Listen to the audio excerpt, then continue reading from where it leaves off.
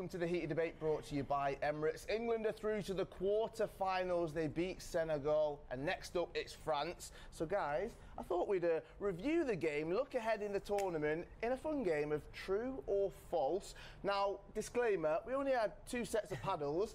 Zac was a late substitution, so we've kind of improvised a little bit with his, but it'll become very, very clear shortly. Let's get into it then. Zac, James, Rory, first statement. Last night was England's best performance of the tournament so far. Ooh. Rory, paddles up, I'm coming to you. True or false? I believe that is true. Why was that? I think it's the best performance because overall we dominated the game. Aside from maybe a shaky 10-15 minute period, I think that we were completely on top. There was never really any jeopardy on the result, which I think was very important. You know, I never felt in genuine fear that England weren't going to progress.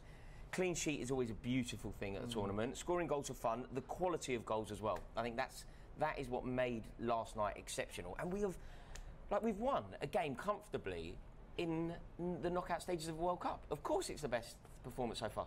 Right, let's add a bit of jeopardy to it. Show us your True as well. Okay, I want to see both of them. Everyone show it. Okay, James. Sorry, we're all going true. Just. Zac, I wanted to show yours because I beautifully wrote them out for you. Yeah, a little bit different to theirs. I mean, the only other one you can probably compare it to is the Iran result. Obviously, with the amount of goals we scored, but we did concede in that game. However, this is the knockouts now, not the first game, group game of the World Cup, and so there's a lot more pressure onto it. And I think, Rory's right. There was a 10-20 minute time where, but obviously really before England just scored, where we were a little bit shaky defensively. I actually thought maybe defensively that was one of our worst games, but going forward I felt a lot more confident. Harry Kane dropping in, creating space, creating opportunities was fantastic, and on the day I just think we were going into that having just done the squad and we were going to play Rashford. Rashford was dropped and he made the right decision. Saka was really, really good. Phil Foden was excellent. Harry Kane brilliant. And I mean, Jordan Henderson, what a man. We'll get on to him, I'm sure. We will get on to I think the context of it's really important, and that's why it's true for me as well, because I think we made a very complicated, awkward tie where you could go out, made it look very, very easy. And I think the first half of games, time and again, it's not always going to go our way. I think there's a lot of fact-finding that happens in that first half of games, but once we got the goals, for it to be as comfortable as it was for 35 minutes in that second half, that's really, really impressive. And the USA game, I think there was an element of being okay with a 0-0 draw, but in the first half, Senegal did ask some questions. They pressed us a little bit. They had some pace in behind as well, and Gareth did what Gareth does. He made the right decisions. And we're through, so I think it has to be the best performance so far. Right, we're talking about pacing behind. We've got Mbappe next, quarterfinals. I'm going to keep on repeating it. Huge game. Right, let's get all of your paddles up. So Rory, grab your other one as well. Paddles at the same time for this one, so we all get to see all of your answers. England need to start 5 at the back against France in the quarterfinals. True or false? Off we go. Passionately false. Oh, James doesn't know. It's passionately false. No, James. False, true. No, James. Okay. He's changing. Right, so we don't need to play 5 at the back. That allows a bit of safety, obviously, with the 3 defenders and Kyle Walker to look after Mbappe. James? I'm really struggling here because I actually think, in terms of sort of staying in the game, safeguarding against Mbappe in particular, 3 at the back is a smart move. I've got a really funny feeling. Look, Gareth Southgate makes his own decisions. He shuts out the noise. And I've got this really funny feeling that he's going to play Walker and Trent and play a back 3. The problem with that is that means Jordan Henderson, I would imagine, or one of those 3 in midfield, will have to be dropped from the starting lineup. And so that's where I'm really, really struggling with it. It's like, how important is Jordan Henderson at this moment in time? Jordan Henderson's worth his weight in gold, but there's no way that we should be reverting all of the progress that we've made, all of the good things that we've made to accommodate France. We should be taking the game to France. If we go into this game with any trepidation and any fear, we will be beat.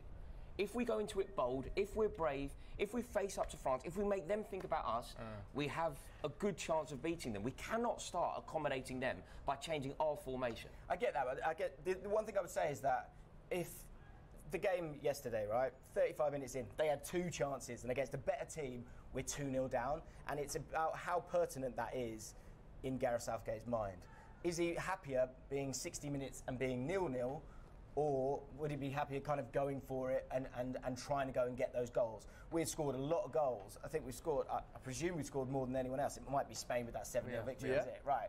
So if you want to be positive and go for it, then I get it, and I don't think it's totally the wrong decision, but I wouldn't be totally against it. And the thing about the back five, for me, it's not a back five. People need to get that out of their heads. It's a back three a lot of the time, or even it's like I'll get a bit deep here, but like it's an asymmetric back four. It's like there's still ways of getting forward. Sorry, big words here. But Wait a minute, great if you knew what they meant.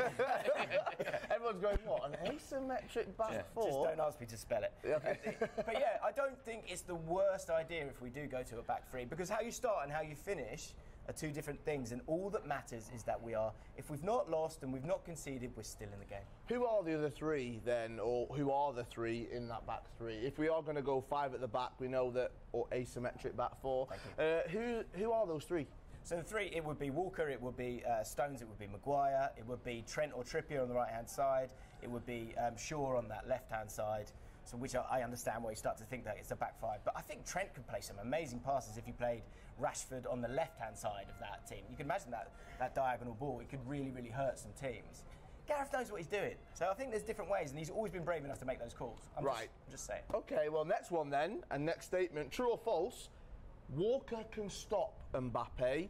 After 3, show us all your paddles. What you're going for. 1, 2, 3. False. True. False. True. True. OK, Zach.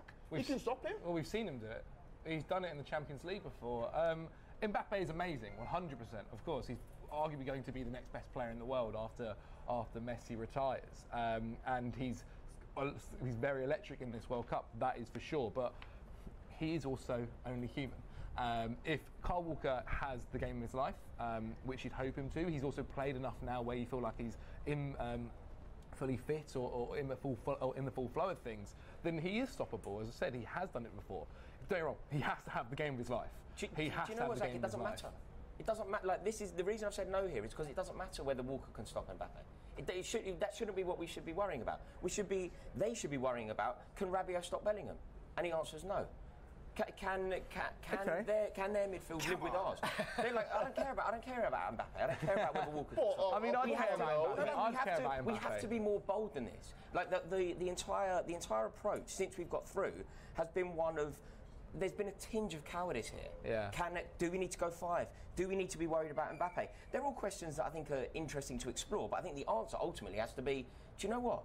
Let Rabiot worry about Bellingham. Let their defence worry about what we're going to do. But you can worry about it and still also be aware that Kylian Mbappe is going to be up against Kyle Walker. If we become preoccupied with stopping France and therefore subtract and detract away from all the good things that we've built in this tournament, we'll get beat. But I think you can, as I said, like I think you can. You could for instance, England should focus on attacking and scoring as many goals as they possibly can and make France worry about us. But when there is a player like Mbappe, who is 3rd best in the world, maybe 2nd best in the world, there are arguments for best in the world, you do have to be wary. I just like it. I like the other attitude. I know. Do you remember when Mourinho would put the team sheet out a day early to say, this is what we're doing? Okay, stop us, even if you know it. All right, Mbappe plays Saturday night, scores a hat-trick, runs rings around Walker, around Stones, around Maguire. Are you going to keep the same energy on Sunday? The fact that we shouldn't have worried about him? So the reason I've gone false is, and I'm contradicting myself here massively, because I think you make a really good point. So we have to. What we've been brilliant with, and what Jordan Henderson said, and again, a reason why the back 4 isn't the end of the world, and the back 3 means that you lose Henderson, which would be a real shame, is that when we haven't got the ball, we've been on the front foot, and often we've kind of created chances by winning the ball. Look at Bellingham in that the second goal last night. So the reason I say false is Kyle Walker alone can't do it. I think Kyle Walker alone can't do it. We kind of saw it against Ismail Assar. He sort of struggled. He was getting a little bit too tight. A little bit. He got spun once, didn't he? So they all have to do it. And I do agree with the idea that at some stage we have to go, we're a really good team here. Let's not worry about you guys. And okay, we're young, but we're really good. And at what point do sort of young players become men? And I think we've got a really good balance. England have a better squad than France. England have a better squad than France, and therefore they should be worrying about us. It's not particularly bold. I think it's very, very close. I just think this is where, like, the experience of someone like Henderson and that kind of. Look at what we did yesterday. You know, when you think about the players that came off the bench. Yeah. Just look at the quality. We bought Rashford and Grealish off the bench. We bought Calvin Phillips off the bench. They're not even getting in our team. This squad are elite, and let France worry about what we can do to them. I completely agree. I just think it's a little bit naive if we go in being like, let's not worry about Mbappe. Like, he has to be on the forefront of mind. And that's where I think maybe, like, we mentioned earlier, will we play 5 at the back? I think it doesn't really matter. I think the way England play and the way these players are managed, they all kind of, it shifts. It shifts from 4 to the back. One problem with it, if you do that, Zach, you know, when you said it doesn't really matter, the one problem is, so say you bring in an additional defender, you're losing. Who? Henderson? No, because but the point is if you are, say, playing a 3 at the back and it's Maguire, Stones and Walker is a guy that can go forward on the ball. He's not too bad. We see Maguire. But to accommodate the additional defender, you're going to lose either Henderson or Bellingham, presumably. You'd assume Henderson, but that's where maybe you do say play someone like Trent Alexander-Arnold, who has the ability to kind of step into midfield and do it and so forth. It would be such a negative move. It's about, with Mbappe, it's about what's worse, right? If you play a back 4, we're going to keep the ball in front of us. If you play with a back 3, we're going, we're not letting you in behind.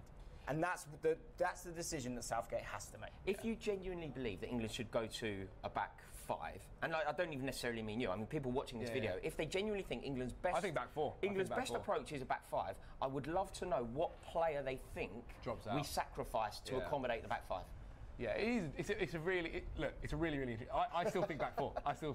But my point being is that if such you a case for a back 5. No, right. Yeah, you're not wrong. Because I just think maybe there's a world where if you are in a back 4, it can become a back 5 in game and stuff like this. Like that doesn't. And the opposite as well. Yeah. Remember that. Like again, is it one of those where I know you won't like it, but you get to 60 minutes and then you bring Henderson on and you go wow, and then you push at them that way. Right, next one, we've already talked about him. Rabiot had nightmares about him last night. Jude Bellingham is the best young midfielder at the World Cup. True or false? Paddles at the ready. Let's see. Oh, Rory's shuffling. Let's go. Let's show all at the same time. Off we go. False? True? Oh, Zach. It's false because I disagree with the wording. Yeah, that's pathetic. Pick one. That's unacceptable, Zach. Why are you here? Make a decision. Okay, true, but just. I think it's... Look, with the midfielders that are still left in competition, Pedri for Spain is ridiculous. It's going to be these 3, arguably 4 for the rest of about 10 years. Pedri, Bellingham, Camavinga, Tchouaméni. These 4 are ridiculous guys who are very, very young. I think Pedri is still 19, Bellingham is still 19. It's frightening to think that they are that young and into this national team, and as far as they are at the World Cup already. I really think depends what kind of midfielder you're after. If you're after an attacking guy who's going to bomb forward and really add to your attack, Bellingham is the standout. If you're a guy that prefers passing and really taking over play, and then Pedri's just a magician at it. And so, yeah, but if for this, true, Bellingham is the best young midfielder of the World Cup. It's completely false because of the wording of your question. It isn't, is he the best young midfielder at the tournament? Of course he's the best young midfielder at the tournament. Is he, the conversation that we have around Bellingham is he the best player at the tournament? So is he the best young player at the tournament? No, he's not. Is he potentially the best player at the tournament? All right, you're going further. Yeah, I don't like this. Is he the best young player? Of course. I mean, that's a given. He's potentially the best football. No, because he's not in the conversation for best young player. Yeah, he's in the conversation for best player at this tournament. Okay. Nobody is comparable to him. Nobody is doing what he is doing.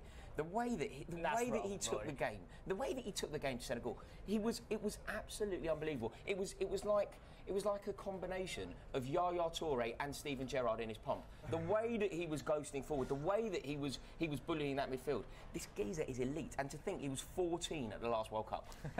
In terms of young players, yes. I think in terms of, and especially when it comes to young players, it's about impact. I don't think there's another young player that's been impactful if we're not putting Mbappe in that. But in terms of top player in the tournament so far, I think it's Messi, Mbappe, and him. And I think I would still go with Messi or Mbappe at this stage. In particular, Mbappe has been absolutely outrageous. But you admit he's in the conversation for best player of the tournament. Yeah, which means he's not in the conversation for best young player of the tournament. That's a disrespect to him. But then you've not listened to the question, which no, is you've not listened to the question. It's the wording. No, it's the wording. The wording is very important, James. The wording is take it up with Kyle. Kyle delivered. Your issue isn't me. Your issue is Kyle. No, my issue is you. Because when it comes to young players, of all the young players. He's the best one. So Mbappe then. So Mbappe's in the conversation for young player. No, I've just taken him out of it. No, exactly. Well, I'm taking Bellingham out of it. Right, let's move on then. We could do this all day. Right, next up, true or false? Have your paddles at the ready. Harry Kane deserved the player of the match versus Senegal last night. Got that first goal. False. What are we going with, Zach? Oh, you're on the fence. I'm trying to think of the players. Mate, you have a think, because I'm annoyed about this. Okay. Yeah. There's no... The player of the match throughout the tournament has been woeful. Kevin De Bruyne won it against Canada, where did he score a goal? I think he maybe just made the pass for They're giving the it goal. to the big names, aren't they? They're giving it to the big names. They need to calm down with that. Harry Kane scored a goal. Great. Actually, yeah. But Jordan Henderson he was everything. He was possessed. He was relentless. He was a manager out on that pitch. It was honestly one of the best performances I've seen from him, full stop, and by an England player as well. Like, it was so impressive. The way he drives that entire team and sets the standards. He was far and beyond player of the match. Phil Foden, Jordan Henderson, Jude Bellingham all had better games than Harry Kane. Yeah. Maybe Declan Rice as well. I think it's just because he scored his first goal. And Jordan Pickford, huge save, and a very important point in the game. Yeah. On that then, he did score his first goal. Zach, do you think now he'll just start to do what Harry Kane usually does when he gets that first chance, gets that first goal, scores it, he then goes on to get more? But he's been doing what Harry Kane does all tournament. Drop in, pick up the ball, create chance, and get assists. He did it yesterday. Starting the attack. Is that good enough, though, from your centre forward? But I'm bored of it. Like, I don't care about. Yes, There are some people that I can understand where, you know what, he's a striker, he's short goals, absolutely fine, cool. If that's how you see football, that's absolutely fine. But now football isn't like that anymore. It's not. You got guys like Harry Kane who could play 10 and play it fantastically well, or drop in and allow the wingers to flourish going forward, or allow Jude Bellingham to go forward. Some of the goals England have scored at this tournament is because Harry Kane has been not selfish and dropped in to try and collect the ball and then start the play. And England have been successful doing that. If you're watching these games and still going, Harry Kane's not scoring enough goals or whatever, and England are the highest scoring team at the World Cup, and we're still getting annoyed about that and Harry Kane, then what more do you want? Overall, what I will say is he has been a little bit off. I will say that. Yeah, it's not Harry Kane of, say, maybe 2018. All that matters is, are we scoring? Are we scoring enough? I think it's 12 goals, 8 different goal scorers, and Harry Kane's got 3 assists in all of that. So I get it, and he says it himself. He's like, I'm a striker, I want to be scoring goals. And again, look, when he gets that chance, there's a lot of strikers where you go, oh, he had too much time to think. Harry Kane's just so clinical. Yeah. They felt like time stood still. You know, when we were in the stadium, I was next to James, you're in the stadium, and he went through. We're just like, oh, this is it. And you know, it was one of those beautiful situations, considering, I think, because I've been watching people like Timo Werner and Kai Havertz.